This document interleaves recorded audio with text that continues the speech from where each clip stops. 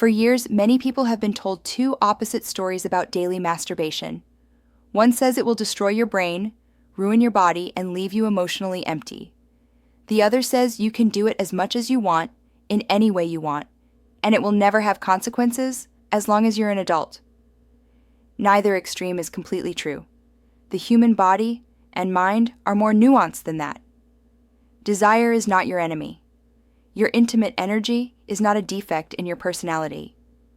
What really shapes your well-being is the way you use that energy, the habits you build around it, and the stories you tell yourself every time you reach for that private moment.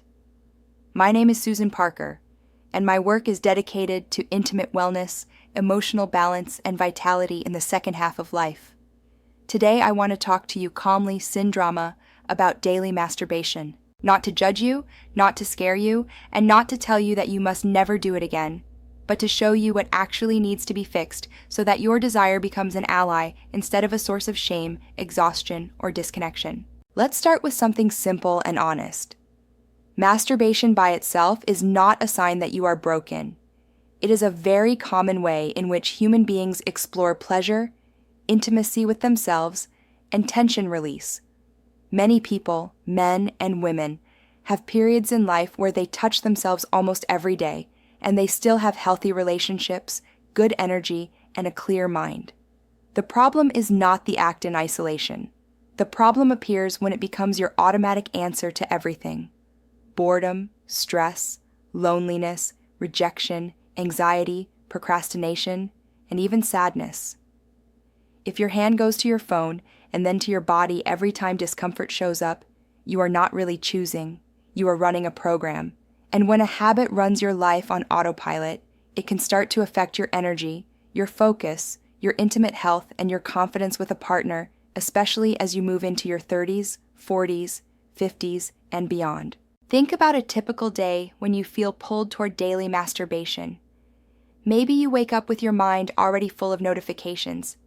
You check your phone, scroll a bit, see something that triggers you, and before you even ask what you really need, you go to a private video, a fantasy, or a mental script and repeat the same pattern you've done for years. Afterwards, you feel a short window of calm, and then a mix of guilt, emptiness, or self-criticism. The rest of the day, you tell yourself that you'll stop tomorrow. Then night comes, you feel lonely or stressed, and you repeat it again. If this happens occasionally, it's not a big issue. But if it is the main way you manage your emotions every single day, it starts to shape your nervous system. Your brain learns that instead of facing discomfort, breathing through it, moving your body, or talking to someone, you can press a few buttons and receive a flood of stimulation and release within minutes. Over time, your tolerance changes, your motivation drops, and your sense of control over your own life weakens. So the real question is not, is daily masturbation evil? The more useful question is, what role is this habit playing in my life? If it is a conscious choice, made from a place of connection with your body, without hiding from your responsibilities or from your relationships, and without constantly needing more extreme stimulation, then it can be part of a balanced, intimate life. But if it is automatic, numbing, and secretive, if it leaves you feeling drained instead of nourished, then the problem is not your desire. The problem is the pattern around it. And patterns can be changed. To understand why this pattern can be so sticky, we need to talk briefly about how your brain responds to stimulation. When you engage in any pleasurable activity, your brain releases chemical signals like dopamine. Dopamine is not exactly pleasure. It is more like a signal of importance and motivation. This matters. Pay attention. Remember how to get it again. When you combine intense visual stimulation, novelty, fantasy, and physical touch day after day, you are training your nervous system to expect a very specific, very fast, very high-intensity way of feeling good. Compared to that, many normal daily experiences, reading, walking, talking to a partner, working on a project, feel slow and flat. Your brain is not broken. It is simply adapting to the level of stimulation you are feeding it. At the same time, your body is also responding. If you are in your 30s, 40s, 50s, or later, your hormonal landscape is not the same as it was at 18. Stress, lack of sleep, poor nutrition, sitting for long hours, and unresolved emotional tension all influence your intimate health. Daily masturbation used as an escape often happens late at night, with a tired brain, after hours of screens and without movement. That combination can lead to poor sleep quality, low morning energy, mood swings, and, in some cases, a feeling of reduced responsiveness with a real partner. It's not that your body stops working, it's that the system is being trained for instant private stimulation in a very narrow context instead of a wide, warm, real-life context that involves presence, touch, smell, sound, vulnerability, and time. This is why the central message of this video is fix the ecosystem around your desire, not the desire itself. Your intimate energy is part of your life force. Trying to completely crush it through shame, suppression, or fear usually backfires. What works better is to change 4 things: your story, your triggers, your environment, and your alternatives. When you adjust these, daily masturbation often naturally shifts. Sometimes the frequency goes down, sometimes the timing changes, sometimes the quality changes, and more importantly, your relationship to it becomes healthier and more respectful. Let's start with your story. Many people carry a narrative that says, if I masturbate daily, I am weak, dirty, or addicted. Others go to the opposite extreme. If I ever question this habit, it means I am repressed or old-fashioned. Both stories are incomplete. A more realistic narrative is, my body has desire. How I respond to that desire can support or sabotage my well-being. This story neither glorifies nor demonizes self-pleasure. It recognizes it as one channel of intimate energy among many. When you see it this way, you can observe your habit without attacking yourself. Self-attack only increases stress and shame, which paradoxically makes you more likely to run back to the same pattern to feel better for a few minutes. The second element is your triggers. Daily masturbation is often less about spontaneous desire and more about predictable situations. For example, you might notice that your urge is strongest when you are alone with your phone in bed, when you are stuck on a task you don't want to do, when you feel rejected, or when you return home after a stressful day. These are not random moments. They are emotional pressure points. If you never identify the pattern, you believe your desire appears out of nowhere and is impossible to manage. But when you start to notice, this urge always hits right after I fight with my partner, or I always reach for this when I feel stuck in my work, you gain a small window of freedom. You can't change what you don't see. The third element is your environment. A habit that seems impossible to control in one environment can become surprisingly manageable in another. If your bedroom is essentially a small cinema with easy access to explicit content and no clear bedtime boundaries, your nervous system receives a very loud message. This is a place for intense stimulation, not for rest and gentle touch. If your phone is the last thing you see at night and the first thing you see in the morning, your intimate energy becomes tightly tied to a screen. Changing environment here doesn't necessarily mean leaving your home. It means changing how easy or difficult it is to slide into the same pattern. Simple examples include charging your phone outside the bedroom, setting a fixed time to turn off screens, using your bed only for sleep and relaxed connection, not for endless scrolling and high-intensity content. None of this eliminates desire. It simply stops feeding it in the same narrow way. The fourth element is alternatives. When people say, I tried to stop and I couldn't, what they often mean is, I removed the habit, but I did not put anything in its place. The nervous system hates a vacuum. If you take away your main way of calming down without offering new ways to calm down, the tension builds until the old pattern returns even stronger. That is why the goal is not to enter into a war with daily masturbation.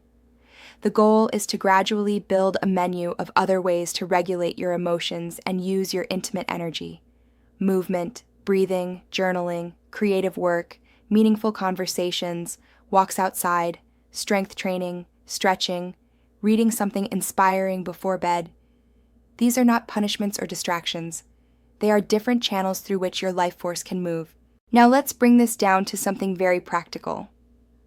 A simple habit you can start using today that embodies this philosophy. I call it the pause and check-in ritual. It has 3 steps. First, when you feel the urge to masturbate, do not instantly say yes or no. Instead, pause for 90 seconds. That's it. 90 seconds of breathing and noticing. Second, during those 90 seconds, ask yourself 3 short questions. What am I actually feeling right now? Where do I feel it in my body? What do I really need? You might realize you're not just feeling desire. You're feeling loneliness, frustration, boredom, or stress. Third, after naming what you feel, offer yourself one small alternative before you decide whether to go ahead or not. That alternative might be drinking a glass of water, doing 20 slow squats, stepping outside for a few minutes, writing 1 paragraph of something you've been postponing, or sending a message to a friend. Only after that, consciously decide, do I still want to masturbate now, or can this energy be directed somewhere else? This ritual does not ban daily masturbation. It restores your ability to choose. Over time, something powerful happens. You begin to notice that many urges soften after a bit of movement or connection. Some days you may still choose self-pleasure, but from a place of awareness, not compulsion. Other days, the energy that was about to be spent in a bedroom with a screen ends up invested in your muscles, your breath, your relationships, your projects. You are not fixing your desire. You are fixing the reflex of escaping from every uncomfortable emotion through the same narrow door. Your body also benefits. When you build a routine that includes movement, especially for your legs and core, you are supporting circulation, hormonal balance, and overall vitality. Simple habits like walking 10 minutes after meals, doing a few sets of bodyweight exercises, or practicing a short mobility routine in the evening signal to your body that you are alive, engaged, and ready to use your energy in multiple dimensions, not just one. This supports intimate health, because a body that moves, breathes deeply, and sleeps better has a healthier nervous system and more responsive circulation. Again, the problem is not that you have desire. The problem is when desire becomes the only outlet for all your tension, boredom, and sadness. Let me give you a few brief examples of how this shift can look in real life. Imagine a man in his late 40s who comes home after work, tired and disconnected. For years, his pattern has been to go straight to his phone, then to daily masturbation as his only way to feel relief. He feels guilty afterwards and distant from his partner. When he starts using the pause and check-in ritual, he discovers that most evenings he is actually feeling overwhelmed and unappreciated. He begins to take a 10-minute walk before going to the bedroom, and during that walk he breathes, moves, and lets some of the stress out. Some nights he still chooses self-pleasure, but the intensity decreases, and other nights he simply goes to bed earlier or initiates a calm conversation with his partner. Within weeks, he notices better sleep, more energy in the morning, and a softer, more authentic connection at home. Now imagine a woman in her 30s who uses daily masturbation combined with high-intensity online content to escape from perfectionism and anxiety. She doesn't feel addicted, but she does notice that normal human contact feels less exciting and more vulnerable. When she starts observing her triggers, she realizes that the urge appears mostly after long days of performing for others and never expressing her own needs. She begins journaling for 5 minutes before any intimate moment with herself, asking honestly, what do I need to feel cared for right now? Sometimes the answer is self-pleasure. Other times the answer is rest, saying no to a demand, or asking for a hug. As she gives herself more of what she truly needs, the intensity of the daily habit softens, and her intimate life, alone and with a partner, becomes less about escaping and more about feeling. For people in their 50s, 60s, and beyond, there is an additional dimension: fear. Fear of losing function, fear of not being attractive, fear that their best days of intimacy are behind them. That fear can express itself in two extreme ways. Some people shut down and suppress their desire completely, telling themselves that it's too late. Others cling to daily masturbation as proof that they are still alive, even if it no longer brings real satisfaction. Both extremes are understandable, but neither honors the real potential of intimate health and maturity. When you start working on the ecosystem, sleep, movement, nutrition, stress, honest communication, something beautiful happens. Your intimate energy becomes more stable, less frantic. You realize that you can still experience pleasure and connection, but you don't need to rely on the same repetitive pattern to feel okay. From the perspective of emotional health, one of the most important shifts you can make is to stop treating your desire as an enemy. When you feel an urge, instead of saying, "What's wrong with me?" try saying, "Something in me is asking for attention." What is it? Sometimes the answer will be straightforward. You simply feel aroused and want to release. That's part of being human. Other times, the answer will be layered. You feel unseen, stressed, rejected, bored, under-challenged, or disconnected. If you only ever respond with daily masturbation, those deeper needs remain unmet. The physical relief may last a few minutes or hours, but the core issue comes back. When you bring curiosity instead of judgment, you turn each urge into a doorway to self-knowledge instead of a corridor to automatic behavior. There is also a social dimension. Many people feel very alone in their struggle with this topic. They believe that everyone else has perfect control, never doubts themselves, never feels conflicted about desire or habit. That is simply not true. A huge number of adults, from all backgrounds, silently negotiate with themselves about how often they touch themselves, how they feel after, and how it affects their relationships. When you accept that you are not the only one, the shame loses some of its power. You don't have to make a public announcement. You can start by being honest with yourself, and, if it feels safe, with one trusted person, a partner, a therapist, a close friend. Saying out loud, "I use this habit to numb myself and I want to understand it better," is not a confession of weakness. It is a declaration of responsibility. Let's talk for a moment about partners. If you are in a relationship, daily masturbation can create tension if it becomes a secret world that your partner never touches, literally and figuratively. They may sense distance, but they don't know why. You may feel embarrassed and start avoiding certain situations.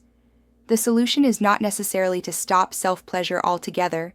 The solution is to bring more honesty and curiosity into the relationship.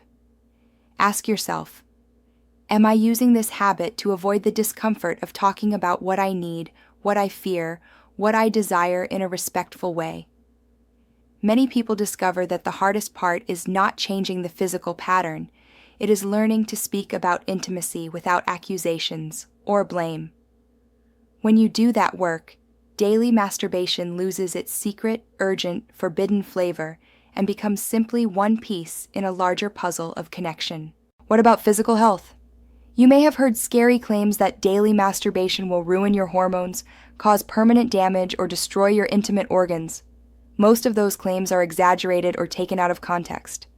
For most people, especially younger adults, frequent self-pleasure without compulsion and without extreme stimulation does not cause direct physical harm. However, when it is tied to very little sleep, chronic stress, excessive time sitting, and constant screen exposure, the combination can contribute to fatigue, irritability, and reduced motivation to move. Over months and years, that lifestyle, not the act itself, can influence weight, cardiovascular health, and yes, intimate function, because all of those systems are connected. The path to better intimate health and maturity is not a crusade against your hand. It is a commitment to holistic care, moving more, sleeping better, eating in a way that supports circulation and hormones, managing stress, and practicing emotional honesty. So if you are watching this and thinking, "This is me," I touch myself every day, sometimes multiple times a day, and I don't want to live like this anymore. Take a deep breath. You do not have to choose between total suppression and total surrender. Start with small, realistic steps. For example, you might decide that for the next week, you will keep the pause and check-in ritual, charge your phone outside the bedroom, and add one short movement session during the time of day when you usually feel the strongest urge. Do not promise yourself perfection. Promise yourself curiosity and consistency. You might be surprised at how much changes just by inserting those 90 seconds of awareness before any automatic action. You deserve an intimate life that feels aligned with who you are, not one that leaves you feeling out of control. Your desire wants direction, not punishment. When you guide it gently toward experiences that include real presence, touch, affection, and respect for yourself and others, it becomes a source of vitality instead of a source of conflict. When you see daily masturbation not as a sin, but as a signal, you gain the freedom to respond in new ways. If I had to condense everything we've explored into one sentence, seria esta. The real problem is not that you have daily desire, but that you were never taught how to hold that desire with awareness, boundaries, and care. That is what you are fixing now. You are not fixing your biology, you are updating your habits. As you move forward, remember, it is never too late to rebuild your relationship with your body and your intimate energy. Whether you are 25 or 75, your nervous system can learn, your heart can open, and your habits can evolve. You don't need to become someone else. You need to become more present with the person you already are. If this conversation resonated with you, I invite you to take it as an experiment, not as a verdict. Over the next days, watch your patterns with kindness. Notice when the urge appears, practice the pause and check-in ritual, soften your environment by changing your screen habits at night, and give your body at least one more way each day to use its energy.